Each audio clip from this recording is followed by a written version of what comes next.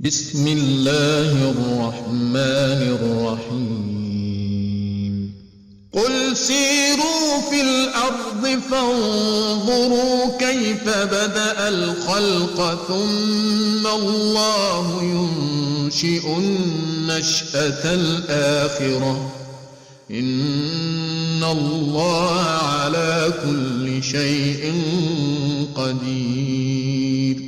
الحمد لله رب الأرض والسماء، إنما يخشاه من عباده العلماء. يثيب من أصاب منهم بأجرين، ومن أخطأ فأجر ويعذر في الأخطاء. والصلاة والسلام على سيد الأنبياء سيدنا محمد وعلى آله وصحبه الأتقياء الأصفياء. أما بعد، فيا أيها الإخوة الكرام، السلام عليكم ورحمة الله وبركاته، وحياكم الله مع كيف بدأ الخلق، ومع الحلقة الثانية من مبحث موقف العلماء من قضية الأرض والسماء. ولكن قبل أن أشرع في موضوع الحلقة أنوه إلى ملاحظة تكررت في بعض التعليقات على الحلقة الماضية، وهي اعتراض بعضكم على بعض من العلماء الذين ذكرت أسماءهم من القائلين بكروية الأرض في تلك الحلقة. وهذا الاعتراض أعلم أنه ناشئ عن الاختلاف الفكري والمذهبي، ولا أريد أن أقول العقدي. وأنا هنا في هذه الدورة لست بصدد مناقشة توجهاتهم التي تختلفون مع بعضهم فيها أو تتفقون، وإنما هنا أناقش أقوالهم وأدلتهم حول شكل الأرض والسماء، وهدفي هو الرد على أدلتهم حتى يعلم مؤيدوهم حقيقة المسألة. ففي مسألة كروية الأرض المزعومة يتمسك السلفيون برأي ابن تيمية وابن باز والأشاعرة، وإن كان أبو الحسن الأشعري وبعد أن تبرأ من مذهب المعتزلة على المنبر في جمع غفير من الناس، وأثبت لله عز وجل كل الصفات الخبرية مسترشدا بالإمام أحمد بن حنبل، كما أبان هو ذلك في كتبه ككتاب الإبانة وغيره. إلا أنه بدأت جولة أخرى بعد الإمام أبي الحسن الأشعري وقدماء أصحابه. من الذي قام بها؟ قام بها جمهور الأشاعرة المتأخرون مثل الجويني والغزالي وفخر الدين الرازي والآمدي والبيضاوي وسعد الدين التفتزاني وغيرهم من المتأخرين. فإن تكلمتم عن مؤولي صفات الله تبارك وتعالى فلا تنسبوهم لأبي الحسن الأشعري، بل انسبوهم للغزالي أو للرازي، يعني سموهم الروازي. أعود إلى الملاحظة، أقول يتمسك السلفيون بقول ابن تيمية وابن باز، ويتمسك الروازي بقول الرازي، والصوفية برأي الشعراوي والبوطي، ومحب الفلسفة يتمسكون برأي ابن حزم والغزالي. وهدف بحثي أن يعلم كل أولئك أن الأرض مسطحة ثابتة. أيها الإخوة، قلت لكم في الحلقة الماضية إن الدافع من هذا المبحث هو أننا عندما نقول إن الأرض ثابتة مسطحة يخرج علينا إخواننا القائلون بكروية الأرض ودورانها ويقولون إن شيخ الإسلام ابن تيمية يرحمه الله حكى الإجماع على كروية الأرض، ويصدرون لنا أقوال السابقين واللاحقين. فإذا قلنا لهم نحن ما قلنا ذلك من عندنا ولا برأينا، ولكن آيات القرآن الكريم تدل بكل وضوح وبكل الألفاظ الصريحة على أن الأرض مسطحة. قالوا: هذا فهمكم أنتم، وهل أنتم ستفهمون أفضل من ابن تيمية؟ فنقول لهم: ولكن جما غفيرا من أهل العلم والتفسير قالوا كذلك إن الأرض ثابتة مسطحة، وأثبتوا ما أثبته القرآن. قالوا: ولكن هذا ابن تيمية شيخ الإسلام. نعم، شيخ الإسلام على العين والرأس، ولكن كما ذكرت في الحلقة الماضية قد تكون هذه الفتوى مدسوسة ملفقة.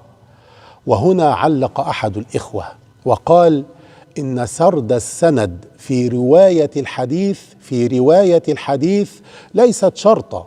يعني يصح مثلا أن نقول روى البخاري عن أبي هريرة، أو أن يقول البخاري نفسه عن أبي هريرة رضي الله عنه مباشرة دون أن يذكر السند. فلما اشترطت ذكر السند في نقل ابن تيمية للإجماع عن ابن المنادي وهو كلام الرجال وليس بحديث؟ فقلت: إنك محق، لذلك لم أعول كثيرا على القول بأن الفتوى مدسوسة ملفقة. فإن أبيتم إلا أن تكون الفتوى سليمة فهذا هو المحور الثاني في الكلام عن فتوى ابن تيمية يرحمه الله. سأفترض في هذا المحور أنه بالفعل يرى أن الأرض كروية. فأولا، ابن تيمية يرحمه الله في هذه الفتوى لم يذكر للمسلمين أدلة بينة حاسمة تقطع على القائلين بتسطح الأرض قولهم. لم يأت بأدلة تكون أقوى وأوضح من الأدلة التي قال بها القائلون بتسطح الأرض، أو على الأقل في قوتها. وكذلك لم يذكر لنا من الصحابة والتابعين قال بأن الأرض كروية. ما هو هذا الإجماع الغامض الذي لا دليل عليه ولا ذكر للمجمعين عليه؟ هل تريدون أن تقابلوا آيات القرآن الكريم بقول وفتوى عالم؟ هذه في حد ذاتها خطيرة، هذه في حد ذاتها قضية خطيرة، أن تقابل الأدلة القرآنية الواضحة بقول عالم أو إمام أيا من يكون. فهل يصح هذا؟ هل يصح أن نقدم رأي عالم من العلماء على آيات القرآن الكريم وعلى أقوال عدد كبير من العلماء حتى لو كان هو أعلم منهم جميعا، ولكن معهم الدليل ولا دليل معه، أو أدلتهم أقوى وأوضح؟ سؤالي الآن وقبل أن نلج إلى فتوى ابن تيمية أقول: هل يجوز أن نعارض الآيات بقول الرجال؟ هل يجوز هذا؟ هل يرضى شيخ الإسلام ابن تيمية نفسه بهذا الكلام؟ وهنا يطيب لي أن أفسح المجال لابن تيمية نفسه أن يرد عليهم في هذه القضية، وكأنه عليه رحمة الله كان يعلم أنه سيأتي من يعارض الآيات بقوله. فاسمعوا وعوا وتأملوا جيدا في كلامه.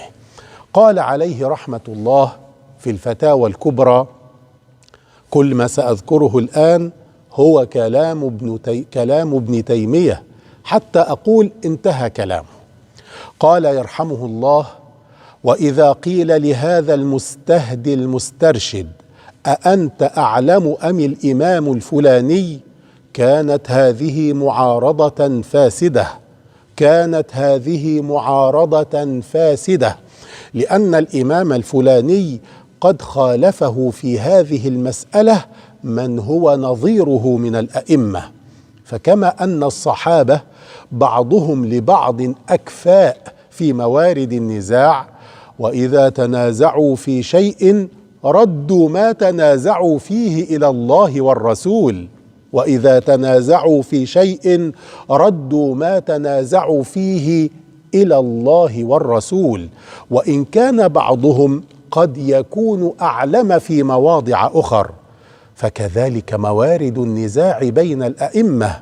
وقد ترك الناس قول عمر وابن مسعود في مسألة تيمم الجنب، وأخذوا بقول من هو دونهما كأبي موسى الأشعري وغيره لما احتج بالكتاب والسنة، وتركوا قول عمر في دية الأصابع، وأخذوا بقول معاوية لما كان معه السنة أن النبي صلى الله عليه وسلم قال: هذه وهذه سواء. وقد كان بعض الناس يناظر ابن عباس في المتعة، أي في التمتع في الحج، فقيل له: قال أبو بكر وقال عمر. فقال ابن عباس: يوشك أن تنزل عليكم حجارة من السماء، أقول قال رسول الله وتقولون قال أبو بكر وعمر. وكذلك ابن عمر لما سألوه عنها، أي عن المتعة تمتع في الحج، فأمر بها، فعارضوا بقول عمر، فتبين لهم أن عمر لم يرد ما يقولونه، فألحوا عليه، فقال لهم: أمر رسول الله صلى الله عليه وسلم أحق أن تتبعوا أم أمر عمر؟ مع علم الناس أن أبا بكر وعمر أعلمهم من فوق ابن عمر وابن عباس. يقول الشيخ ابن تيمية وما زال الكلام له: ولو فتح هذا الباب لوجب أن يعرض الناس عن أمر الله ورسوله، ويبقى كل إمام في أتباعه بمنزلة النبي صلى الله عليه وسلم في أمته. اسمع ماذا يقول ابن تيمية: ولو فتح هذا الباب لوجب أن يعرض الناس عن أمر الله ورسوله، ويبقى كل إمام في أتباعه بمنزلة النبي في أمته. يقول: وهذا تبديل للدين يشبه ما عاب الله به النصارى في قوله: اتخذوا أحبارهم ورهبانهم أربابا من دون الله والمسيح ابن مريم وما أمروا إلا ليعبدوا إلها واحدا لا إله إلا هو سبحانه عما يشركون، والله سبحانه أعلم والحمد لله. انتهى كلامه رحمه الله. أرجو من الجميع أن يعيد الاستماع إلى كلام الإمام مرة أخرى، كأنه يرد على الذين يتشبثون بكلامه عن كروية الأرض ويغضون الطرف عن الآيات البينات. ولكن أيها الأحباب، أود أن أنوه إلى أمر ذكره شيخ الإسلام ابن تيمية في كلامه السابق الذي سمعتموه توا، وذلك في قوله: كان بعض الناس يناظر ابن عباس في المتعة، فقيل له: قال أبو بكر وعمر، فقال أي ابن عباس: يوشك أن تنزل عليكم حجارة من السماء، أقول قال رسول الله صلى الله عليه وسلم وتقولون قال أبو بكر وعمر. وهكذا ذكر ابن تيمية هذا الكلام بنحوه في غير موضع من الفتاوى، كما ذكره ابن القيم رحمه الله في زاد المعاد وفي إعلام الموقعين، وتابعهما على ذكره بهذا اللفظ غير واحد من أهل العلم المعاصرين. ولكن بالبحث تجد أنه لا وجود لهذا النص بهذا اللفظ في كتب السنة. فروى الإمام أحمد عن ابن عباس قال: تمتع النبي صلى الله عليه وسلم، فقال عروة بن الزبير: نهى أبو بكر وعمر عن المتعة. فقال ابن عباس: ما يقول عرية عن عروة؟ قال: ما يقول عرية؟ يقول نهى أبو بكر وعمر عن المتعة. فقال ابن عباس: أراهم سيهلكون أقول قال النبي صلى الله عليه وسلم ويقول نهى أبو بكر وعمر، يعني لم يقل يوشك أن تنزل عليكم حجارة من السماء. وكذلك رواه الطبراني في الأوسط بإسناد حسن بلفظ ويحك أهما آثر، يعني أبو بكر وعمر، أهما آثر عندك أم رسول الله صلى الله عليه وسلم؟ ورواه الطحاوي في شرح معاني الآثار عن ابن أبي مليكة بلفظ بهذا ضللتم أحدثكم عن رسول الله صلى الله عليه وسلم وتحدثوني عن أبي بكر وعمر رضي الله عنهما. ورواه ابن حزم في حجة الوداع وابن عبد البر في الجامع عن أيوب بلفظ فقال ابن عباس والله ما أراكم منتهين حتى يعذبكم الله، أحدثكم عن رسول الله صلى الله عليه وسلم وتحدثوننا عن أبي بكر وعمر. فهذا أيها الإخوة خبر ثابت، إلا أنه غير موجود باللفظ المذكور في كلام شيخ الإسلام ابن تيمية يوشك أن تنزل عليكم حجارة من السماء، هذا اللفظ غير موجود.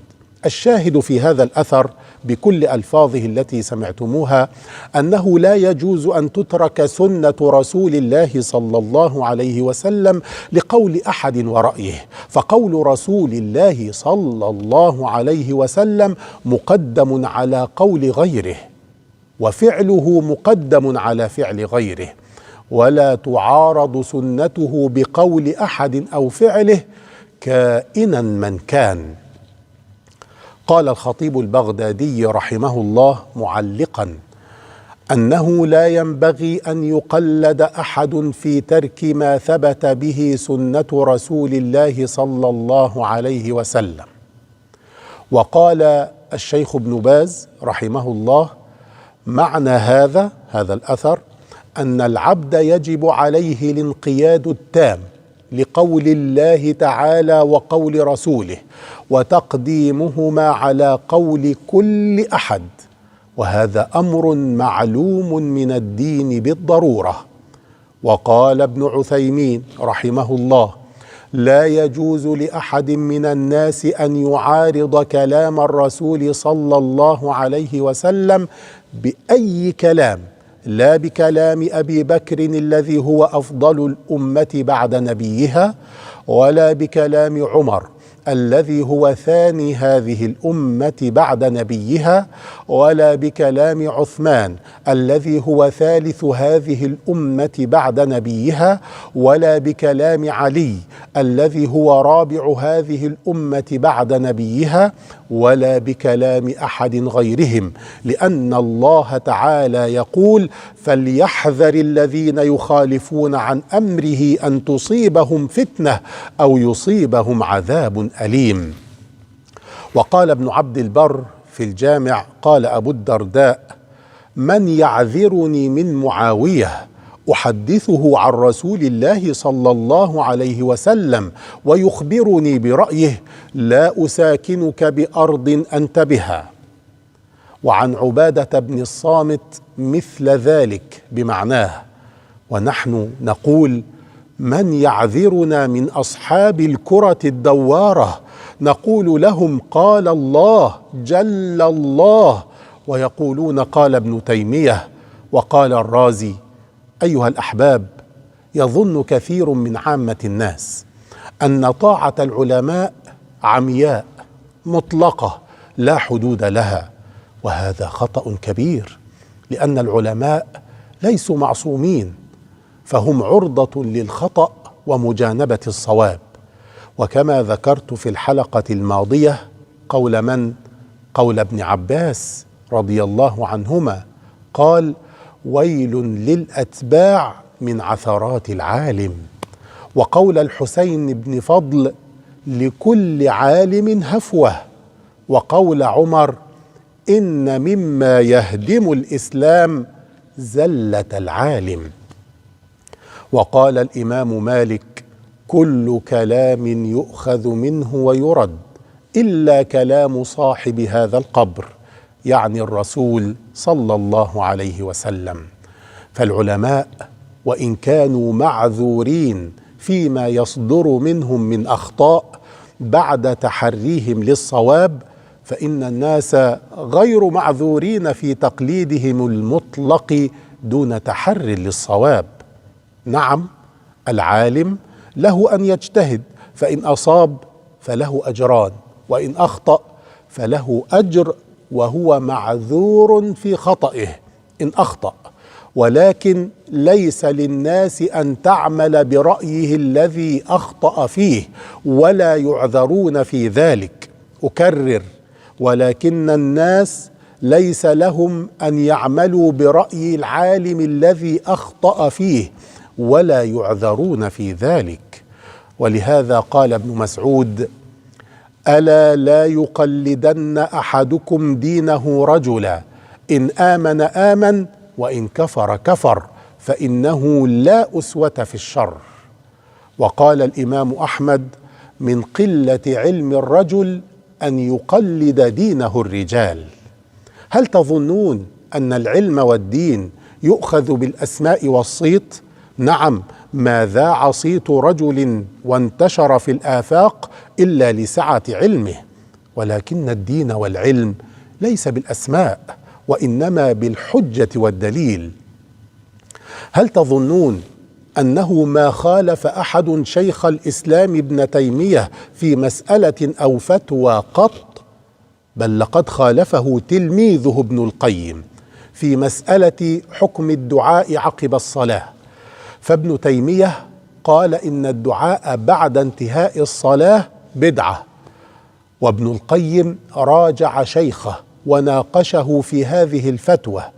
قال ابن القيم رحمه الله في زاد المعاد في الجزء الأول صفحة 904 بعد 200، قال: ودبر الصلاة يحتمل قبل السلام وبعد السلام، وكان شيخنا ابن تيمية يرجح أن يكون قبل السلام، فراجعته فيه فقال: دبر كل شيء منه كدبر الحيوان، انتهى. ولكن لكثرة الأحاديث الدالة على جواز الدعاء بعد الصلاة وقوتها خالف ابن القيم شيخه وقال بجواز الدعاء بعد الصلاة. أيها الإخوة، ولقطع الطريق على التقليد الأعمى للعالم على أي عالم، حذر الشرع من التعظيم الزائد للعلماء، فقص في القرآن أن من أسباب كفر أهل الكتاب مبالغتهم في تعظيم علمائهم، حتى أصبحوا يصدرون عن أقوالهم في التحليل والتحريم من دون الله عز وجل. قال الله جل الله: اتخذوا أحبارهم ورهبانهم أربابا من دون الله والمسيح ابن مريم. ومعنى الآية أن النصارى اتخذوا أحبارهم ورهبانهم أربابا من دون الله، وكذلك اتخذوا عيسى ابن مريم ربا من دون الله. لما سمع عدي بن حاتم الطائي سمع رسول الله صلى الله عليه وسلم وهو يقرأ هذه الآية، وكان عدي نصرانيا، فقال: إنا لسنا نعبدهم، لا نعبد الأحبار والرهبان. فقال رسول الله صلى الله عليه وسلم: أليس يحرمون ما أحل الله فتحرمونه، ويحلون ما حرم الله فتحلونه؟ قال: قلت بلى. قال: فتلك عبادتهم. البعض عندما يسمع مثل هذه الآيات التي تتكلم عن اليهود والنصارى يقول: هذه نزلت في اليهود أو في النصارى، لا تخصنا نحن المسلمين في شيء. لذلك أيها الإخوة، عندما قرئ عند حذيفة رضي الله عنه قوله سبحانه وتعالى: ومن لم يحكم بما أنزل الله فأولئك هم الكافرون، قال رجل ممن كان عند حذيفة: هذه لليهود، فانتبه حذيفة رضي الله عنه إلى قضية خطيرة يقع فيها كثير من المسلمين، وهي أننا نحيل دائما العيوب والأخطاء إلى اليهود والنصارى، وننسى أننا قد نقع في نفس الشيء. فقال حذيفة رضي الله تبارك وتعالى عنه: نعم أبناء عم لكم اليهود، ما كان من حلوة فهو لكم، وما كان من مرة فهو لهم.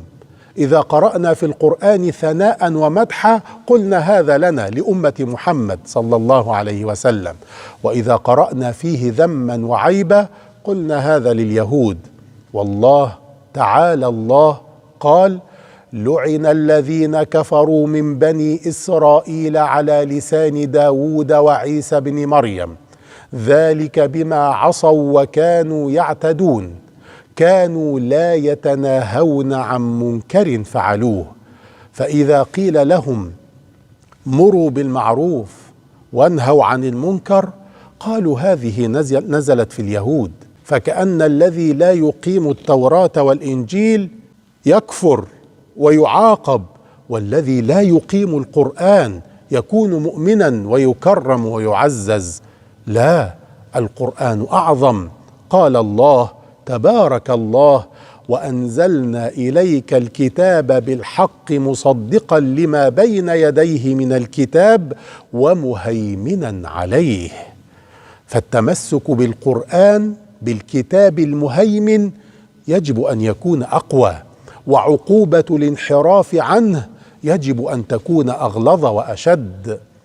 أيها الإخوة، لتكن هذه الكلمات منارة لنا في كل مسألة تعارض فيها الآيات الصريحة والأحاديث الصحيحة بأقوال الرجال، وبهذا نرد على كل من قال إن الأرض كروية، أو أنها تدور، أو إن السماء فضاء، أنه عند الاختلاف نرد الأمر إلى الله ورسوله. قال الله جل الله: يا أيها الذين آمنوا أطيعوا الله وأطيعوا الرسول وأولي الأمر منكم، فإن تنازعتم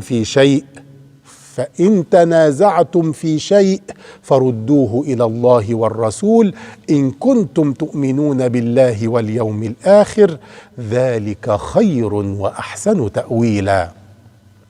فكل القائلين بكروية الأرض ودورانها لا دليل عندهم من كتاب أو سنة، وما أتوا به من أدلة مردود عليها، وكل الأدلة البينة الواضحة الحاسمة القاطعة تثبت تسطح الأرض وثباتها، وأنها قاع الملكوت وقراره، وأنها بعرض السماء سواء بسواء.